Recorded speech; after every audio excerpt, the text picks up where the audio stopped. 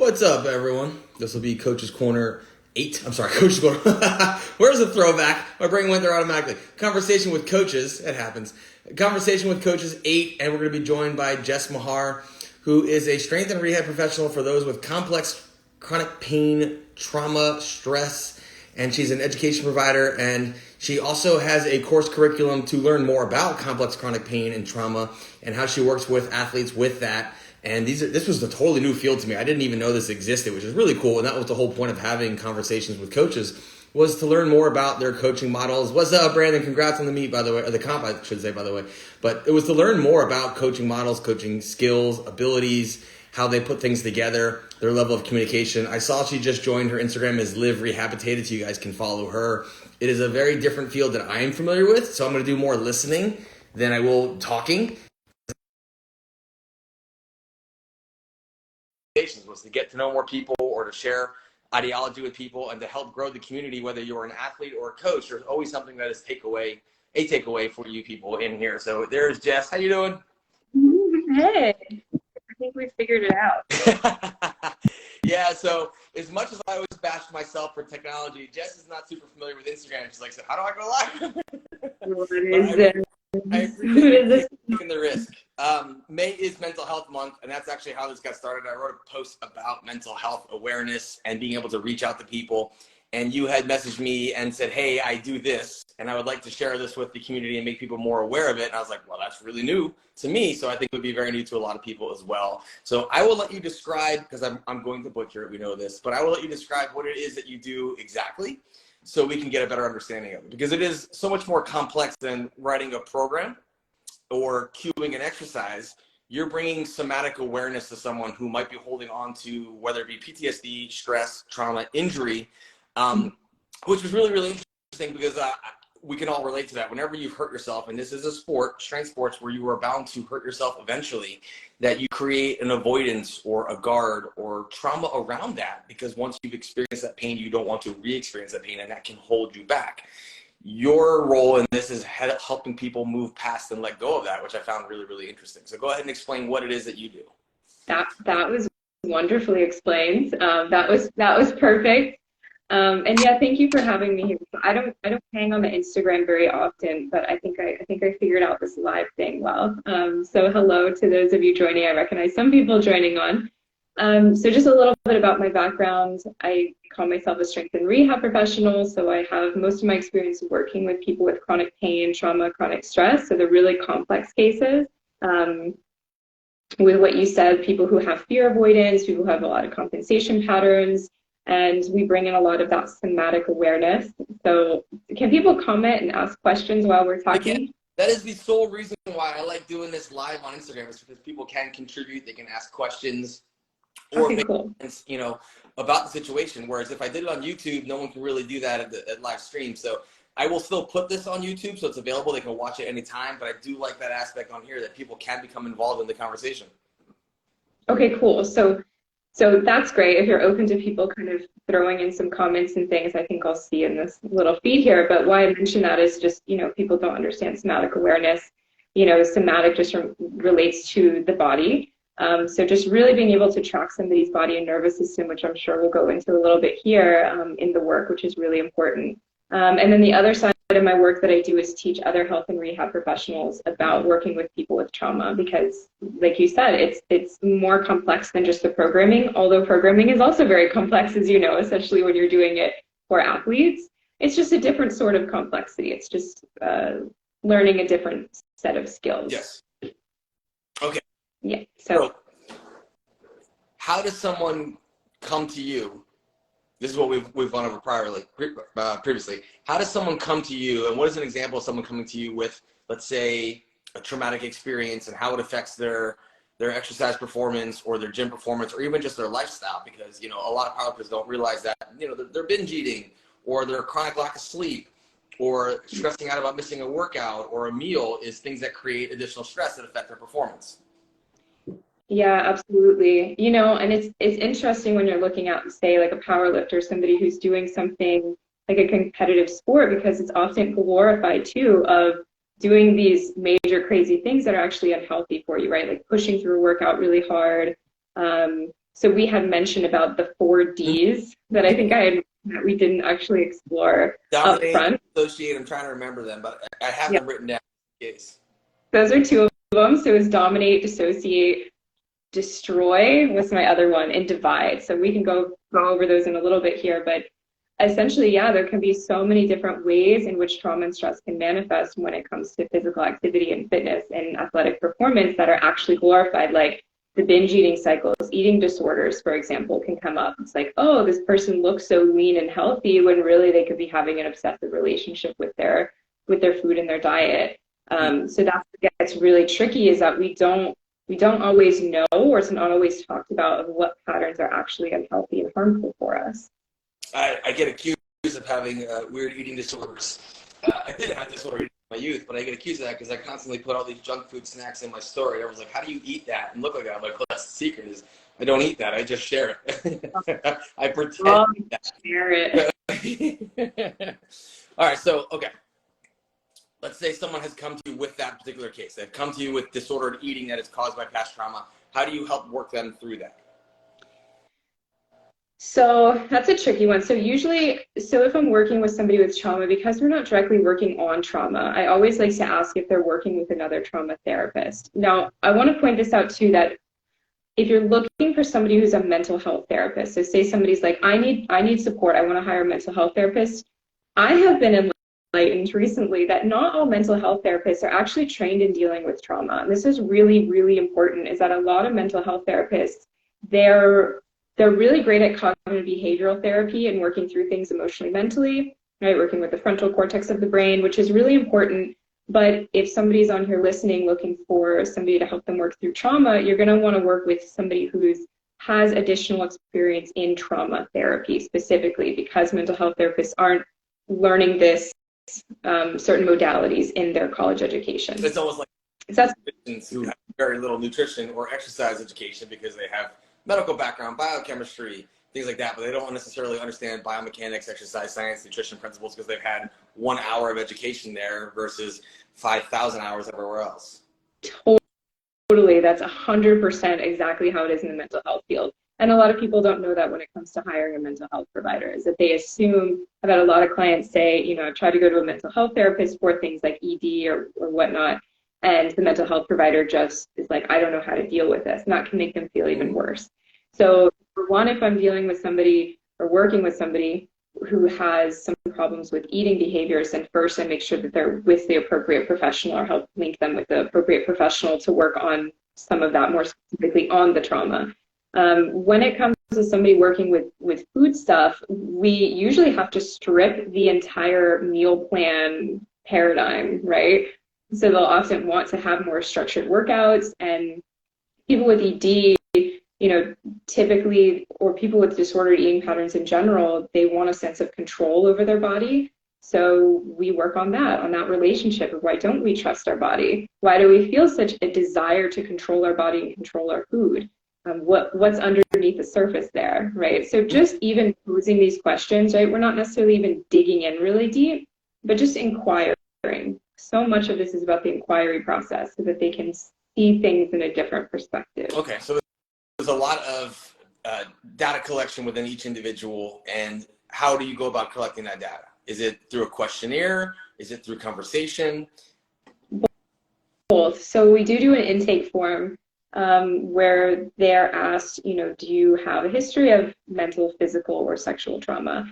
And they can go into as much detail as they want to. So when it comes to working with somebody in trauma, we don't necessarily have to dig into all the corners of what's going on with them. They might not even know. They might not even know the associations between their coping mechanisms now and something that happened to them before. Like, that's not our job to kind of go digging and necessarily make those connections. But when somebody puts in an intake form some of these things, then I kind of have a larger framework here to work from. If somebody's had disordered eating, I'm like, all right, I'm not giving them any nutritional recommendations. I'm gonna kind of let this be loose, because those people can be so good. You probably see this in athletes, so good at following instruction.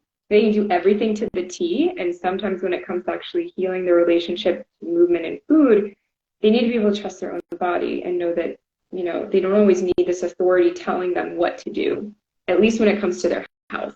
And that is the ultimate goal is to teach them how to live and not have them follow a plan all the time to a T. So there's some level of autoregulation and autonomy for the athlete. And it's hard because I've experienced both ends of the spectrum, to when you are unsure or anxiety ridden, you will follow everything to the absolute letter, change nothing. And then there's no joy in the process after that, because you can't have any freedom of thought. So you literally are a robot, and you become hyper aware and hyper vigilant, and then you shut down. And that's part of what contributes and creates the disorder, is you were so regimented, there was no joy in the process. So you go to the complete opposite spectrum, you eat anything and everything, and then you're backwards. Yeah, totally. And it can be really hard for people to climb out of that. I know for me, like, I went really hard down that road because, of course, here with social media, we have even more noise in some ways to tell us what to do and how to eat, versus when I started 12, 13 years ago with this, what to do with your body, how to eat, how to train. And all those things can be enormously helpful. Like, we need other providers, but also what's also right for us, and people who've experienced a lot of stress, trauma, have always outsourced, to other people to help them make decisions about themselves and what's right for their body. It can be really, really tricky. They can just be kind of following whatever, and it's actually not helpful and can be feeding into, we'll call it like a dysfunction with their movement and exercise. Yeah. That person, that provider may not care. He or she may only care about the result, not the process. And that is going to create even more trauma. So it's interesting. All right. You have 5 principles that apply with pain and trauma clients to help with their success and complex cases. So what are these 5 principles? Let's go over. So I have a ton of notes here, when we had our kind of pre-conversation. It's, oh my God, we can go all sorts of directions with this. So these are my 5 principles that I work under. So I've got my little notes here to make sure I hit all my points. So I find that these principles can be really, really helpful just for anybody to apply. So I apply this to my clients, but just maybe as listeners are here to kind of consider, do I follow these principles? Are these principles even worthwhile for me? So these are the 5 that I found. So number 1 would be learning the language of the body. So part of what we were saying, a lot of people don't know what's actually right for them. They're constantly outsourcing, and they don't trust what's actually right for them, or they haven't explored that of, is low carb, intermittent fasting, paleo really good for me? Because that wasn't good for my body. And I pushed myself to do that until I ended up with a lot of hormonal dysfunction, in my early mid-20s, and I should have been thriving and really healthy, but I was putting myself in this box. So learning the language of your own body is so critical. And people with trauma, they often have this dissociated relationship with themselves and their body. So that can be really, really tricky. That can be an even harder process for them. Learning the language of the body also means learning to track your own nervous system. So we know that training is a stressor, right? And it can be a positive stressor if we can adapt to it. But some of us, we can move into exercise as a form of self-punishment and really push through. And that'll apply to some other principles. But learning how to know where our nervous system is if we're stressing our body out too much, knowing what to do for our own recovery practices. And that's work. That's more work than following what the coach says on the paper, right? Do you have a system for tracking that? Just a basic journaling of how I felt today, or moods, or energy levels? How do you teach someone to start tracking that nervous system? So I have my clients all have a running Google Doc. Mm-hmm. There's all these fancy apps on how to track your clients' programming, right? And I just screw it. I'm just having a Google Doc so they can journal. Simple, complex gets ignored. Yeah. So the Google Doc is where all their programming is, and then they can basically use it as a journal. And then we're going back and forth on Messenger. My battery just said we're low, so we're going to periodically check that. So I don't necessarily have a structured system for that. It's just always in the conversations that we're having throughout the week. I did see years ago when I lived in Colorado, I went to a powerlifting gym, and they had this long form. It was basically a bunch of boxes where they could select, I'm very good on sleep or good on sleep, right? And it had all these little things to check off. How was sleep? How was mood? How was motivation? Things like that would be a great way to getting a baseline understanding of where your system is at. Exactly, yeah. And then there's also some other tools and skills we help them with for again, learning that language of their body. Okay. The next principle I really, really love that's important for people with chronic pain, and I use this a lot, is the body always seeks safety. So we talked about how when people are in pain, they've got this strong hypervigilance, right? So their amygdala is firing like crazy. They're fearful of certain movements or patterns. So if we can get the body, the nervous system back to a state of safety, we can actually move forward versus this constant like pushing through pain, for example, trying to just drive through the fear. Is if we can slowly, incrementally work them back up. I also use this principle a lot when we're struggling with a lot of unpredictable symptoms. It's like, okay, their system's just too heightened right now. They're probably in this sympathetic fight or flight. We need to bring that back to safety so that we can actually move forward. Okay. Does that make sense? Yes, absolutely. And powerlifters who can relate to that, sometimes when you see a weird movement, like a hip shift or a bar rotation, sometimes it is just a manifestation of stress. I went through that. I had a pretty stressful period of my life. And even though every muscle tested normal, I was having this tremendous hip shift to my life. And it was just a manifestation of the stress. My body was seeking safety. Yeah, absolutely. And that's the thing, is that some of my clients, like, they'll go through all these tests and exams and assessments, and there's still something going on under the surface. Mm-hmm. So a lot of working with the nervous system and stress and trauma is working with what's under the surface that these traditional tests aren't identifying, that makes them feel so broken and weak and like something's wrong with their body. And so much of my job is showing them that your body's not broken, your body's okay, it's just in a stressed out state, and we need to bring it back to safety. Okay. The third one is body knows best, or sometimes I say your body, your rules. So part of what we were talking about earlier is that a lot of people outsource responsibility or outsource so much of the decisions they make about their body or the way that they train and eat to other professionals. And I always really emphasize with clients, your body knows best. I'm going to lead and facilitate, and guide from my education and experience, but ultimately they get to decide if that works for them. So it's an emphasis of them being able to express their boundaries, which can be really, really tricky for people with trauma. They might not have been in a position where, especially with somebody of authority, right? We have this client practitioner dynamic or client coach dynamic. They might not feel comfortable.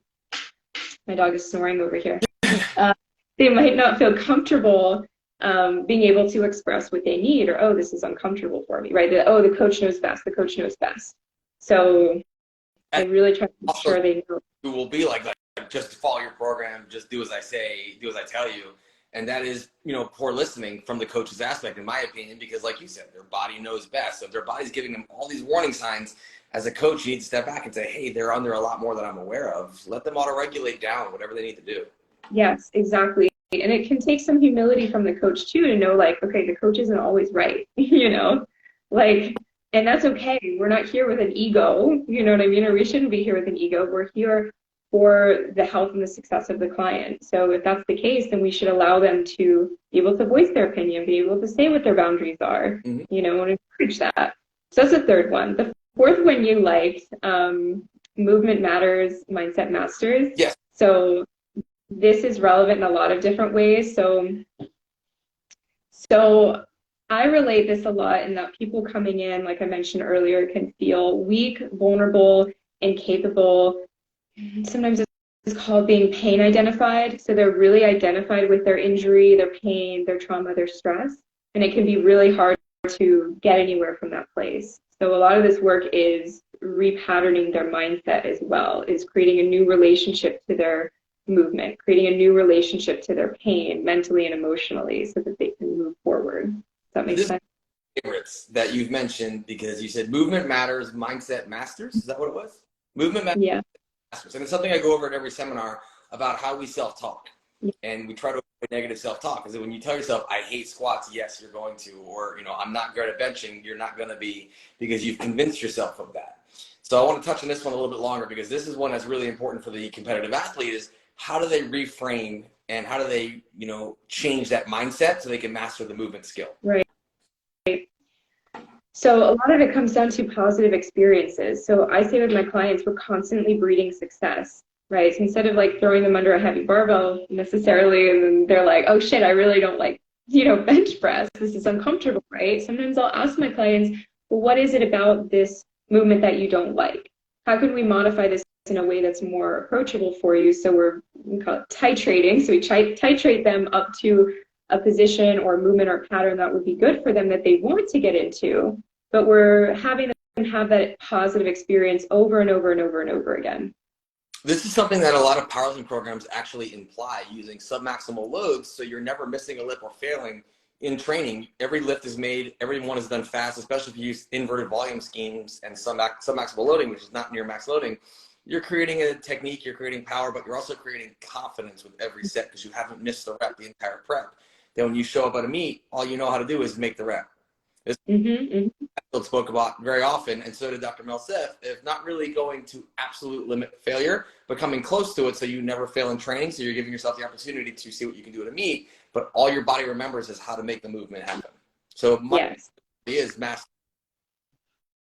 There's a lot of, it's so nice to talk to somebody in the strength world, because as I moved into more of the trauma world, like then I'm hanging out with the trauma people, right? But I'm like, oh, I get to like hang out and talk about this stuff with like a power lifter and a weightlifter, which is like where my background came from. It's like, oh, powerlifting conversations, fun. It's all relatable and contextual. So do this as a coach, I try to employ that where I don't want them failing if they're not necessarily having to fail. I want them to go all the way up into the meet, really, really confident and move everything as fast as they can. And that's all I want their body to remember. So it becomes an autonomous movement of, we know how to make the lift, we know how to execute. We're trying to eliminate as much thought, worry, or apprehension as possible on meet day. And that's how you build confidence through stroke volume. Basically just the repeated bout effect of, I'm always making the lift and I'm always moving it fast and it always feels good. Yeah. That's going to help much more confidence on meet day. So it is very relatable if people can see the context and how it parallels. Totally, totally.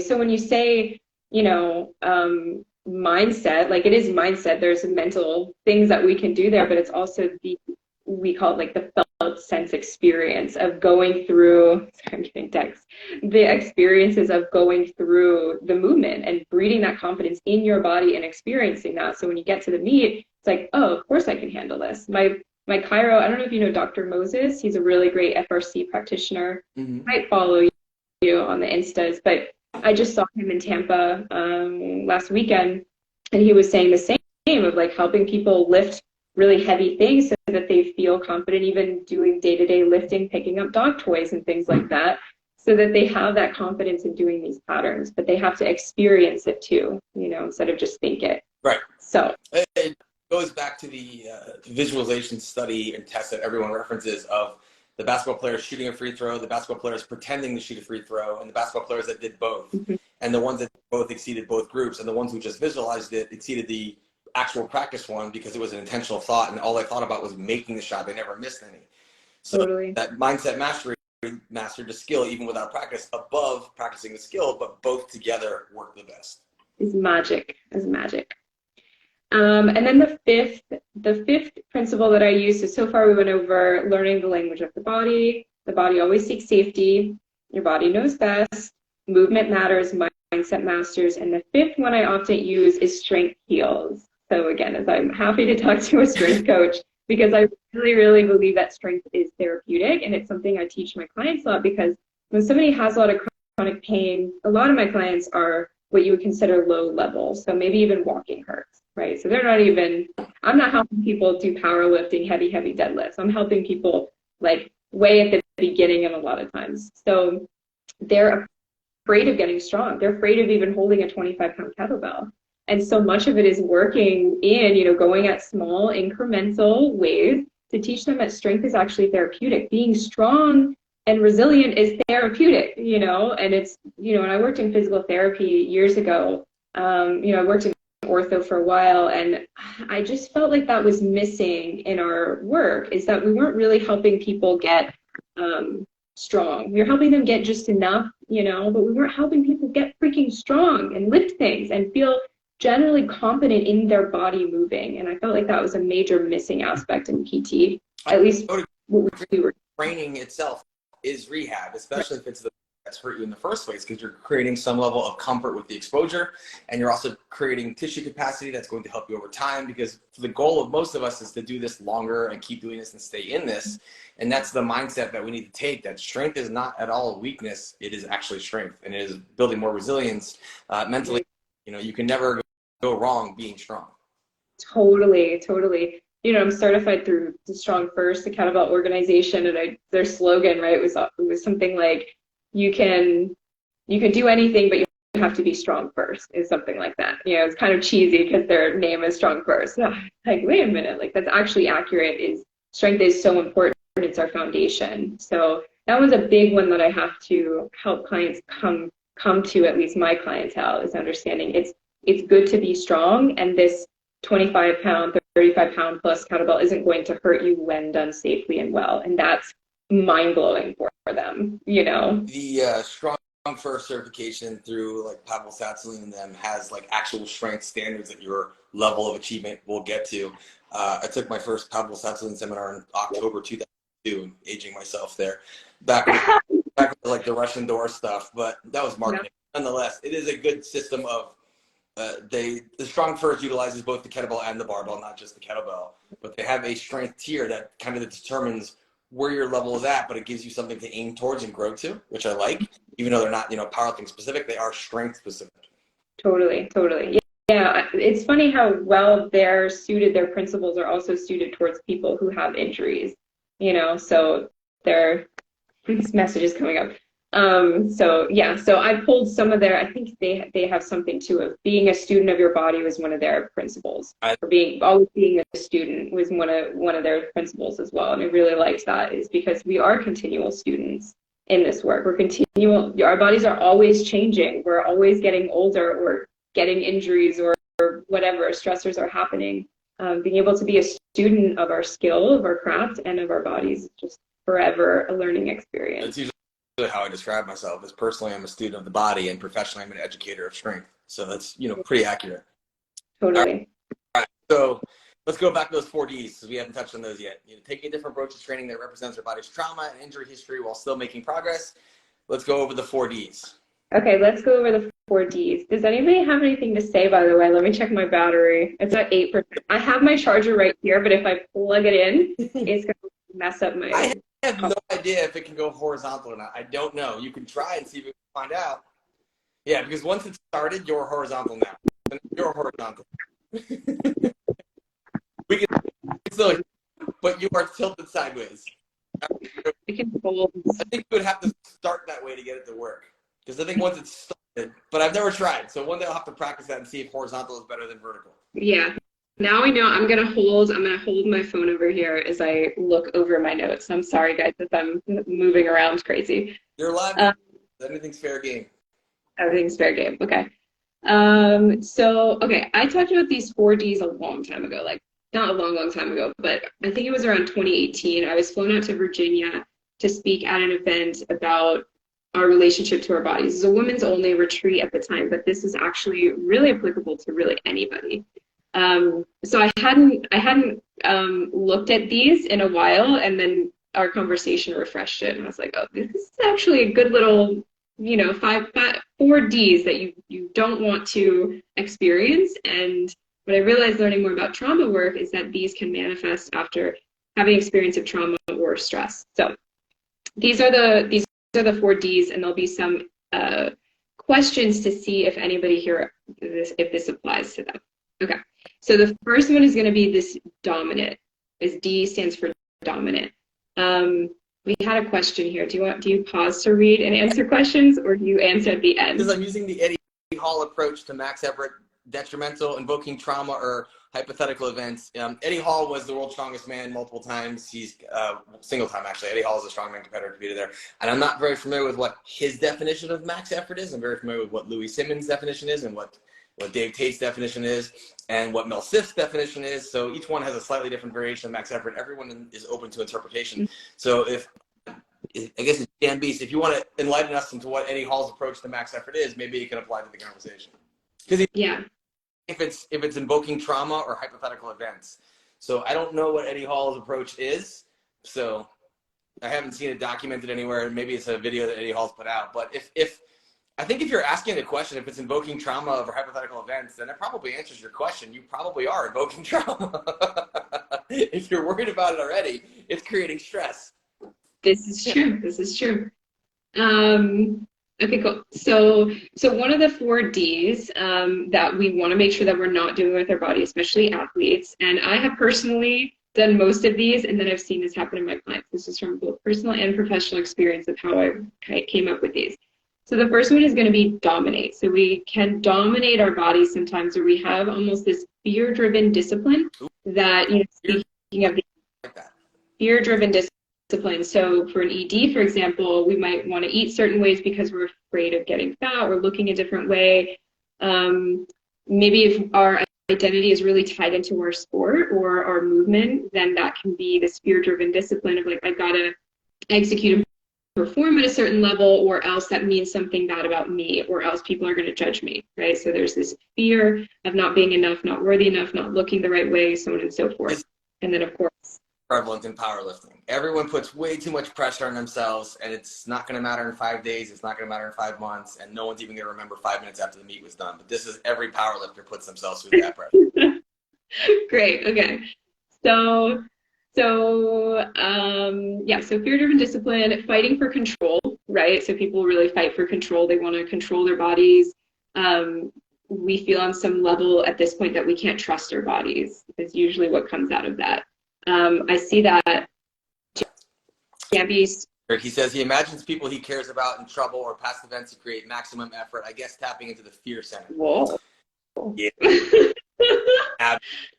That's an unhealthy habit, because then you're using training as a therapeutic response. And while training itself is therapeutic if it's just for the enjoyment of training and the excitement of the process, but it is not therapy as far as that's concerned. You have to process through that. So that is creating an emotional arousal response. And there's nothing wrong with creating an emotional arousal response if you're doing it in a healthy manner, like a affirmation or a mantra or just smelling salts, things like that can arouse your nervous system. Those are great.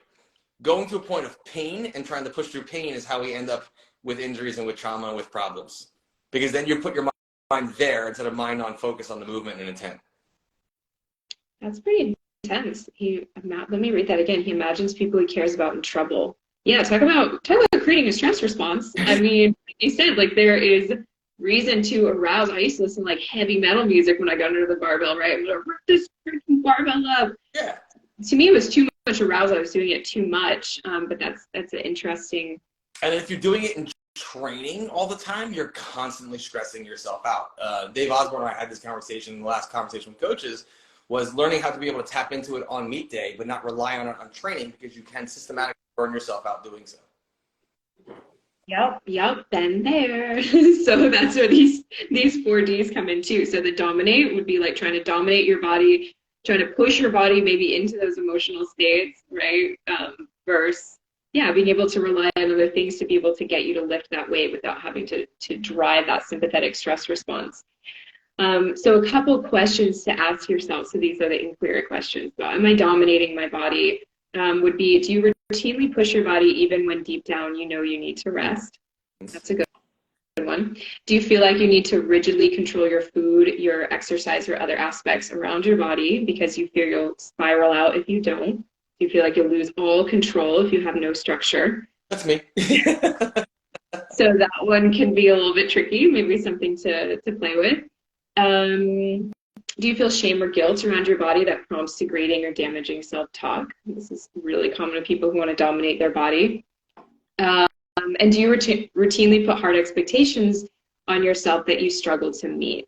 So as you talked about, the power lifters often pushing themselves really, really hard, and that they put immense pressure on themselves. Sure. And this isn't to like shame anybody in it either. If these habits are happening, it's just, being mindful. It's just being mindful of, is this really helpful for me? Is this caring to me? Is a question I ask myself a lot. Am I actually being caring to myself in this endeavor, or is this damaging? Yes, I understand that completely, because you're just making yourself self-aware, because the goal may not change, the timeline might. It doesn't mean the goal is impossible or it's not going to happen, right. But you keep it within the timeline you set, but that means you still keep having more time to learn and grow towards the goal. Yeah, and that's totally okay, and there's no shame on that. No. There's nothing wrong with that, like, at all. So, and I think the more of us that have compassion for ourselves and being able to, go at the pace that we're at helps other people go at their pace, is that we don't have to hit everything so rigidly. And giving ourselves that grace can be really therapeutic, and therapeutic for other people to witness. So, So the first one is the dominate, and then the next one is destroy. So this is where I went into when I drove myself into all sorts of hormonal dysregulation, adrenal dysfunction, chronic pain. You know, the fitness culture is shifting a little bit off of this, but CrossFit was really big, right? The high intensity interval training, killing ourselves in a workout, right? We even use that sort of language, you know, kill yourself in a workout, leave the gym. Like I used to leave the gym feeling like I got hit by a bus, you know, and I thought that was good. Like, oh, I worked really hard. I annihilated myself all the time. And that wasn't the case, right? So that can create this damage to multiple systems, your nervous system, musculoskeletal system. And I found that with destroying our body, sometimes people come to it from this place, usually unconsciously or subconsciously, of I deserve punishment, or a form of self-harm, right? Where they're pushing themselves way beyond their means. And there's some level of like satisfaction with that. We get that often in training sports. People will say that they're a glutton for punishment or they love pain. It's not a love of pain, it's a self-hatred. And people have a hard time understanding that and accepting that, because you can condition yourself to working that hard 7 days a week, but are you recovering and progressing from it is the question we need to ask. Right. Right. Yeah. So these questions can, you know, prompt some discomfort in people. And it can also be, you know, people can take it as they want. If they want to change anything, or, you know, it's just explorative questions. So a couple questions to ask under this one, under destroy, is, do you feel like you haven't gotten an effective workout, and if you haven't completely gassed yourself? So like for me, the answer would be no, I need to gas myself. I need to feel completely exhausted. Do you struggle to pace yourself? Do you feel compelled to always push harder, even at the expense of your health or energy? That's a big one, especially for athletes. That was very much young me. Older me is like, I'm going to hold way back. I'm just going to take my time. Right. I got plenty. Younger me was kill. Not as a punishment, just because I felt like that's what I needed to do to progress. And it taught me a great work ethic, but it didn't exactly progress me very well, because I just got used to doing work, and work led to nothing. There was no result from the work other than a self-satisfaction of knowing I could work that hard. But the goal isn't to work hard. The goal is to progress and get stronger and compete better or live better. So that was a maturity lesson for me. I totally went through the same. I had that same maturity lesson of in my early 20s, you know, I was like, well, I can push hard, and I like the work ethic I'm developing, you know, and I like the things I learned about myself through that. And then I was like, wait a minute, like this isn't actually helpful, you know, and healthy. I had posted about it many years ago, the nobody works harder than me mindset. I'm like, are you number one? Yeah. Because it's like, if you're number one, then the work you're doing isn't productive work. It's just work. Sure. Yeah. Yeah. We don't want to work just for the sake of working. The third one would be divide. So this one's one that you and I had talked about a little bit briefly on our conversation. Divide or division, meaning this tough girl or tough guy act. So this is something that I know I went through. You know, I came up around the time where it was like, you know, you need to be an independent woman, and you don't need to rely on anybody, and we should all be independent human beings, independent adults. Right. But there's independence, and then the next level is interdependence, right, where we can depend on one another, and know that it's okay. Like, we don't have to be hyper independent, rather. So with this division, when we see this feeling of being guarded and protected, so I know, you know, like for me, I was much more guarded and hard.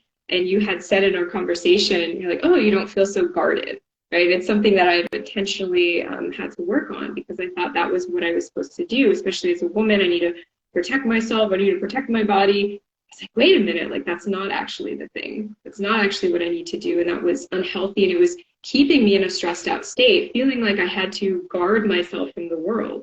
I was like, that's not the thing. I've been into jiu-jitsu the past year and a half, and then Russian Sistema, which I think you've heard of. Mm-hmm. And something that Russian Sistema talks a lot about is, you know, there's softness, there's strength in your softness. Like, being more soft and relaxed is actually can be helpful. And I found that some of the most dangerous men and women that I've encountered in the martial arts are actually very open. They don't walk around super guarded, right? So that was really interesting for me to see. It's learning how to relax and shutting things off and putting the guard down. We can be accountable, but we don't have to be self-reliable, because we are part of a strength community, and a lot of us as training partners or coaches or support us. So it's learning how to allow the room for help from other people. Becoming part of that community is very, very important. Totally. And then also for the females who have had sexual assault, who have bad relationships with men in general, feeling like they need to be like guarded. And, you know, we see the things on social media about these girls who are really, really rigid around men. Like, don't look at me, right? You know what I'm referring to? Mm-hmm. That sometimes can come from also like a stress response, a trauma response. It's not healthy to be that guarded towards one another. You know, like it's in many cases it's unnecessary. I see Unbridled Strength said something here too. Yeah, Unbridled Strength is asking, how do you turn that off, that guard, or lower the guard? What a loaded question. I would explore why you feel so guarded first, because like I said, like, you know, females can be guarded because they're trying to protect themselves from men or male attention. That was maybe really unsettling or scary for them. So it really, I would say, depends on where that guarding is coming from. I think that's the trauma that your practice works through. And I know you mentioned that you do utilize things like positional breath work, breathing. Sorry, I'm butchering this. You mentioned doing certain breath work, but they were not just sitting and doing breathing drills. It was sitting in certain positions or involving certain muscle groups where they may be located or held into, doing breath work to help release that. And that's probably part of what lowers that guard of letting go of the pain associated with that emotion. Yes, that can be a part of it as well. Yeah, oh my goodness, you could go on all sorts of that's a good question to ask, in a lot of roads that we could go through. But before we leave the subject, Jess has a Facebook page that she goes over a lot of these things and goes into more detail on all those subjects. So you can find her Facebook page that you'll be able to follow along and do those things. That links to a lot of her work as well. Thanks for mentioning Facebook, because I don't like doing reels on Instagram, and Instagram keeps telling me to do reels, and I said no. There's no groups or pages on Instagram. That's the one downfall. So you can build a community, but you can't talk to them and just talk at them. So Facebook still has a purpose here and there. Yeah. I'm mostly into Facebook.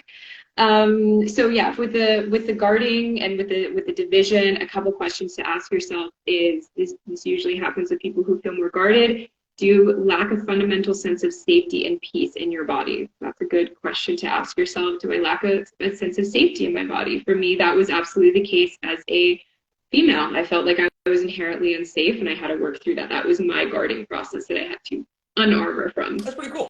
What was that? That's very cool that you acknowledge that, and that also led you to a lot of the work that you do was learn to help heal and soothe yourself, and now you help heal and soothe others with similar problems. Totally. I've been through it, and it's so worth going through the process. Good. In my opinion, it was a million times worth it. Next question would be, do you feel like you have something to prove with your strength? That's a big one. Do you feel like you have something to prove with your strength? And then another one is, are you comfortable setting boundaries around how people treat you in your body? So people with trauma sometimes, again, can have trouble setting boundaries, or they can set boundaries really aggressively once it comes up to it, right? They won't set boundaries until they really need to, and then it comes out really aggressively. So sometimes people who are guarded, they feel like they need to put on more armor because they feel like if something happens, if they're open and somebody does something, says something they're uncomfortable with, they don't feel like they can trust themselves to stand up for themselves. So it's easier or more familiar to just be super guarded, don't let anybody in, and then I don't have to, engage respectfully in this encounter. Does that make sense? If I let nobody in. And that, I think you mentioned it about like vulnerability is strength. At one point you talked about feeling strong enough to let others into your environment, into your circle, because that's part of the community and people who help you, and being open to help from other people is you have to let the guard for some, but you build a resilience inside before that. This is a great conversation. I'm glad we met. Next one, the fourth one, the last one here. I'm actually doing pretty well in time. I'm watching the time. We're only 45 minutes in. The last one is disembodiment or dissociation. This is a tricky one. So this is when people will use fitness or movement as escapism. Almost and will want to run away from our experiences constantly.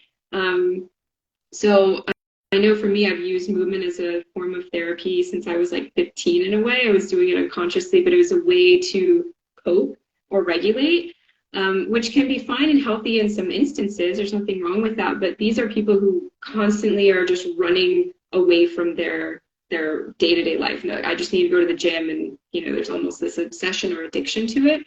But then they also feel really dissociated from their bodies, so they don't feel actually present in what's going on with themselves. So that's where injury can really happen. That's where I was, and I was under the barbell. Like, I just got to push through. I got to hit these numbers. I was on Wendler 531. I mentioned to you, and it's like I gotta hit my numbers on my freaking spreadsheet, right? And then I had to hit my PR, and it had to be a better PR than last week. And the pressure I put on myself was a lot. So a lot of the time I was kind of disassociating, just pushing through all of these signs and symptoms my body was saying, like, slow down. Or the dudes in the gym were really great, and they'd be like, Jess, eat a freaking banana, like, have some carbs. I was like, no, I don't need carbs. Like, I'm low carb paleo, like, So I was so dissociated from what my body needed that some other dude in the gym had to basically tell me what I needed, right? So these people who typically will dissociate or disembody, sometimes they have a history of physical or sexual trauma, mostly because it wasn't safe at some point to be in their body and be present. So they don't want to be there. They feel at some level that their body isn't safe. They want to escape from their body. So a lot of my clients live here is that they'll tell me, like they feel like they're living in a body that isn't theirs, and they just want to escape and they want to run away. And usually exercise has just felt like that self-punishment or something that they're forcing themselves to do, but they hate the experience of it. They live in extremes, either in gym, the amount of work they're doing, or like you mentioned, in nutrition, living in extreme, extreme paleo, extreme low carb, extreme fasting protocols, things are norm, but there are ways of managing and maintaining control. Yeah. And that was the disassociation from what you actually need. So you're just focusing on the control and not on the result or how healthy you are. That's pretty common. And, Jan B. literally said, I felt attacked this whole life. And that's good, because that's what Jess said in the beginning. You're going to find a lot of this to be very, very relatable. And when she approached me, I was like, huh? And then I was like, oh no, we all exemplify so many of these principles, because it is an extreme sport. You're testing your extreme level of strength, and sometimes you are going to certain extremes, but there is a balance that needs to be had to some degree to maintain your mental health and awareness, so you can keep doing this and actually enjoy it, not loathe it. A lot of people literally quit the sport because they start to loathe the process, because they're living at too much of an extreme and not acknowledging the areas in between that Jess is discussing here. So, okay, let's go to how do they contact you? How do they ask you more questions? You have 2 Facebook groups. You also have a continuing education program where people can get credits and learn more about this and actually become a healthcare provider in this field if they're interested. How do they go about all that? So again, I hang on the Facebooks, not on the Instas very much. Somebody called me out. They're like, you never update your Instagram page, Jess. I was like, okay, I'll use you as motivation. So I do have 2 Facebook groups. One is called Rebuilding Body, I guess. I don't even know how to put links in Instagram, because you can't. You can in stories. You can post links in stories. So I can post both of your links if you send them to me directly. Each story allows for 1 link. So if you send them to me, I will put a picture of it if you want, whatever image you want, and I can link it in my story for people. You're enlightening me on Instagram. So I do have 2 groups. One is called the Rebuilding Body Community, which is for people with pain, stress, and trauma. And a lot in that group, I write a lot about case studies of going into, a certain client with a condition, what we did for them, what that process looked like. I feel like it can be illuminating for clients of like, oh, I'm not alone in this, right? It's like, oh, this other person had this problem. So that's one community. And then the other one is trauma education for other health and rehab professionals, where we do live trainings about, what is trauma? What is somatics? And those live trainings, they get to interact with you and ask you questions specifically about this and get firsthand and real-time educational experience with it in the Facebook group. Exactly, because it is live, it's interactive. So I was just thinking of other sort of conversations we've had in there about, how does trauma manifest? How do we avoid burnout, for health and rehab professionals, especially when we're working with people with pain and trauma? We can take on a lot, when we're working with people who are really sick and they're suffering. I dealt with that a lot when I was working in PTs. It can be sad working with people with sad things, you know, so also knowing like how can we care for ourselves when we're caring for others so deeply. So that's also kind of baked into all that. So those are the two communities. Okay. List your websites so they can find you and contact you. You could do two is rebuildingbody.com, and then the other would be chronicpainandtrauma.com. Rebuildingbody.com, chronicpainandtrauma.com. I can link both of those in the YouTube show notes, and I can also link both of those in my story for you so they can find you on the website, and then your Facebook page that they can find you've mentioned. I think they put in Live Rehabilitated to find it, or they have to put in something different to find those Facebook pages? You can put my name in, Jess Mather, Mather. So I'm on the Facebooks. I'm on the Facebooks. Come find me on Facebook, and I'm going to see you. And I guess I'm looking at my calendar now. Not this weekend, but the following weekend, you will be. I'll be in Gainesville at the Gainesville Barbell Grand Opening doing a seminar, so that would be cool. Yeah, so I will be there. I'll be there at 8 in the morning. I'll be there early, and I'll come hang out and learn some barbell things for me. So I'm excited. I'm looking forward to it.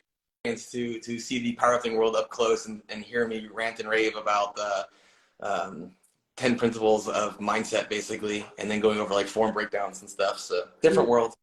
Excited. No, I'm so happy because I like to mingle in all the worlds, and coming back into like the powerlifting barbell place. I'm like, oh my God, this is my first love. Like I really love weightlifting, and I think it's fantastic. So I'm looking forward to it. The barbell is absolutely the most important thing, impactful thing in my life, because it's something that's been in my life for almost 30 years now. I've been competing in strength and July for 18 years.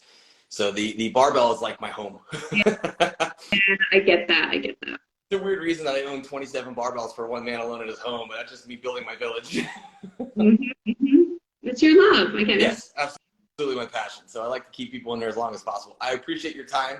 That was awesome. Thank you for enlightening a lot of us on some things that we may not be aware of, but should be aware of, especially given the time frame of May being Mental Health Awareness Month, and a lot of people who are exemplifying these principles that you've mentioned who don't understand them and maybe should take some more time to understand them so they can maybe grow as a person and even more so as an athlete, or be a better training partner, coach, or leader within their strength community, because they're going to encounter a lot of people who have trauma, who have PTSD, who are going through stress or chronic complex pain that person might not understand, that it might be something more of a somatic response to whatever's gone on in their life. You're a great host. You like nail. I just listen. I do. I listen. I came here to listen, learning from you. Fantastic. I appreciate you taking the hour out of your day to spend some time with us and educate us on this.